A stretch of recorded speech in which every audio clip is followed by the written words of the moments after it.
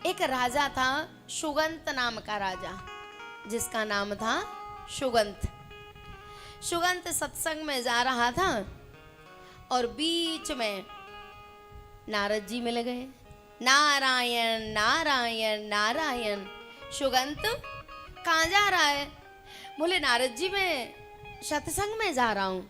बोले अच्छा, तो एक काम करना, वहाँ बहुत संत बैठे होंगे, सबको प्रणाम कर लेना, पर एक संत को प्रणाम मत करना। बोले किसको? बोले विश्वामित्र जी को।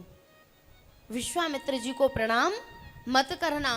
क्या फर्क पड़ता है, वो पहले राजा ही तो था, अब संत बन गया है, प्रणाम मत करना। बोले ठीक है, नहीं करूँगा।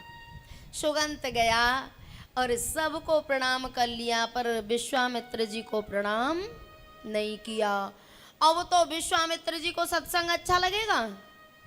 सीधे खड़े होके आए। लखन जी पहरा दे रहे थे। बोले राम कहाँ हैं? बोले वो तो विश्राम कर रहे हैं, सो रहे हैं। बोले जहाँ का राजा सोता है वहाँ की प्रजा भ्रष्ट हो जाती है, जगाओ उसको, बताओ कि मैं आया हूँ। बोले ठीक है। बोले जहाँ का राजा सोता है वहाँ की प्रजा भ्रष्ट हो जाती है, जगाओ राम को। लखन जी गए। बोले ठीक है, गुरु आज्ञा है। जाके राम जी को जगाया। राम जी आए। जी गुरुदेव। बोले तुम्हारे राज्य में मेरा अपमान हुआ है।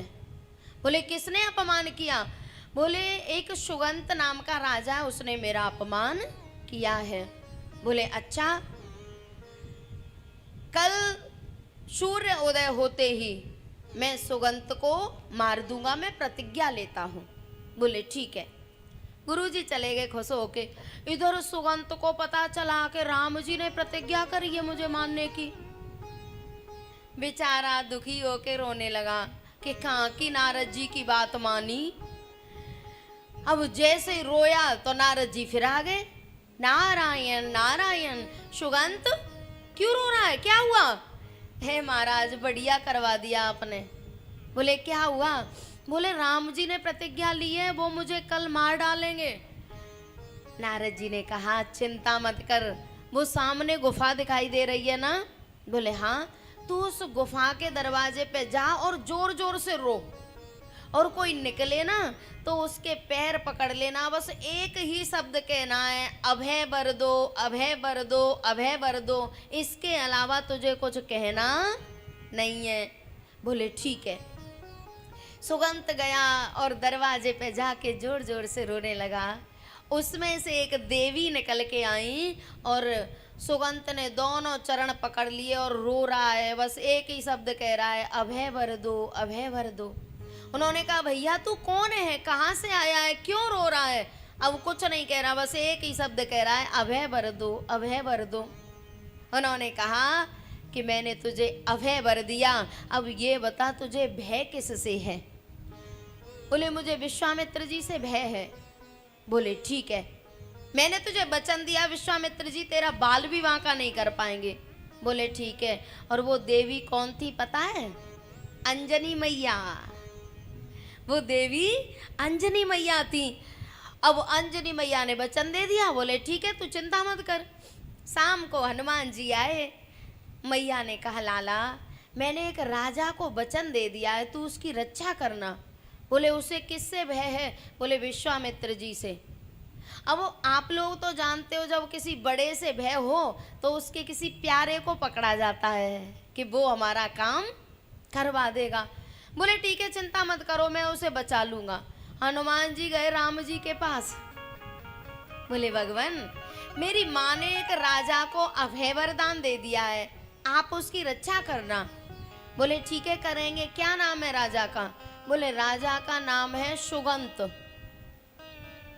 राम जी ने कहा हनुमान जी मैंने सुगंत को मारने की प्रतिज्ञा की है विश्वामित्र जी के सामने, मैं उसे कैसे बचाऊंगा? बोले मैं नहीं जानता, आपको उसको बचाना पड़ेगा, मैं अपनी माँ को वचन देके आया हूँ। राम जी ने कहा नहीं उसे तो मैं मारूंगा। हनुमान जी ने कहा मैं उसे बचाऊंगा, अब देखता हूँ आप उसे मारोगे कि मैं उसे बचाऊंगा। बोले ठीक है। हनुमान जी कह के चले गए और जैसे ही सुबह हुई तो पहुंच गए सुगंत के घर। सुगंत, उसकी पत्नी निकल के आई, बोले हाँ, बोले सुगंत को भेजो जल्दी।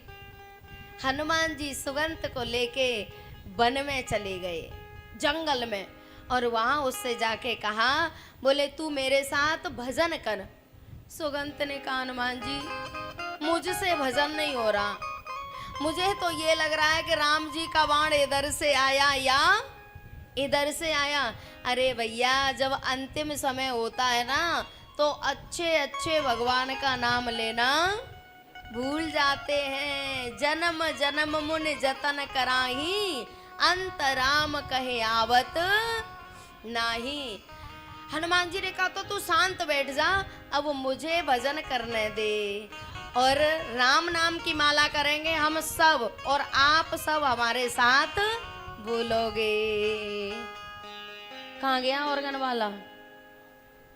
हे भगवान, हनुमान जी राम नाम की माला कर रहे हैं और सुगंत कांप रहा है। उसे लग रहा है कि इधर से बाण आया या उधर से आया। पता है, जितने लोग बैठे हैं उतनी माला हो गई। मानस भवन में जितने लोग बैठे हैं उतनी माला हो गई। तो इधर लखन जी से राम जी ने कहा, बोले लखन चलो। बोले कहाँ? बोले सुगंत को मारना है ना? बोले हाँ। बोले चलो। प्यारे दोनों गए सुगंत के महल पर और जाके आवाज लगाई। पत्नी निकल के आई, बोले सुगंत कहाँ है? बोले उनको तो एक बंदर ले गया है। राम जी समझ गए कि हनुमान जी ले गए। अब दोनों भैया ढूंढते फिर रहे हैं कि हनुमान जी कहाँ लेके गए होंगे। ढूंढते ढूंढते जहां पे हनुमान जी कीर्तन कर रहे थे वहां पहुंच गए।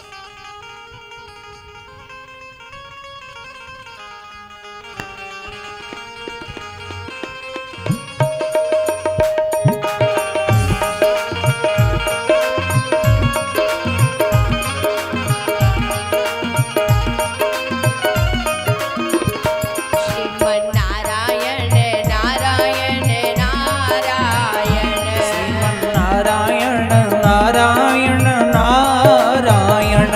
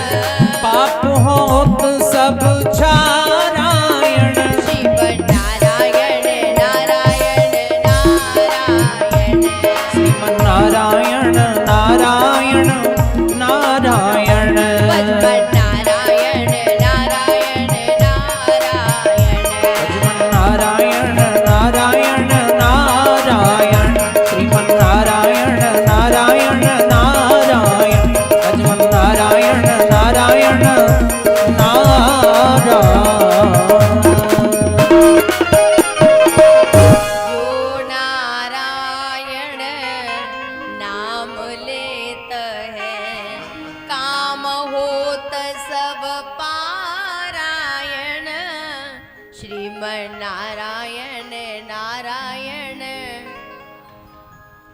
एक बार सभी बोलेंगे, हम बोलेंगे फिर आप बोलेंगे ना, संगीत वाले नहीं बोलेंगे। श्रीमन नारायण नारायण श्रीमन भजमन नारायण भजमन नारायण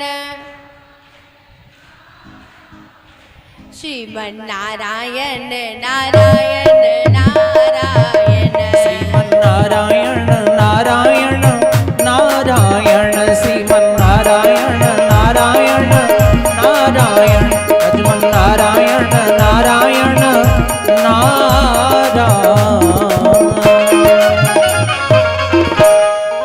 कीर्तन कर रहे थे हनुमान जी आंखें बंद करके, नाच नाच के। राम जी आए और कहा, हनुमान सुगंध को मुझे दे दो। हनुमान जी ने कहा, नहीं दूंगा। बोले, दे दो, मैंने गुरुजी को वचन दिया है, प्रतिज्ञा की है। बोले, मैंने अपनी माँ को वचन दिया है। बोले, आपने किसके भरोसे पे वचन दिया? बोले, आपके पे। मुझे भरोसा था कि आप मेरे भरोसे को तोड़ोगे नहीं, लेकिन मुझे क्या पता था कि आपने भी उसी को मारने की प्रतिज्ञा की है। मैं नहीं दूंगा। राम जी ने बहुत कहा। जब सुगंध को हनुमान जी ने नहीं दिया तो लखन जी को गुस्सा आया और धनुष पे बाण रख के हनुमान जी के ऊपर छोड़ दिया। हनुमान जी के सीने में जैसे ही बाण लगा तो राम जी मूर्छित होके गिर पड़े। बाण हनुमान को लगा है और मूर्छित कौन हुआ है?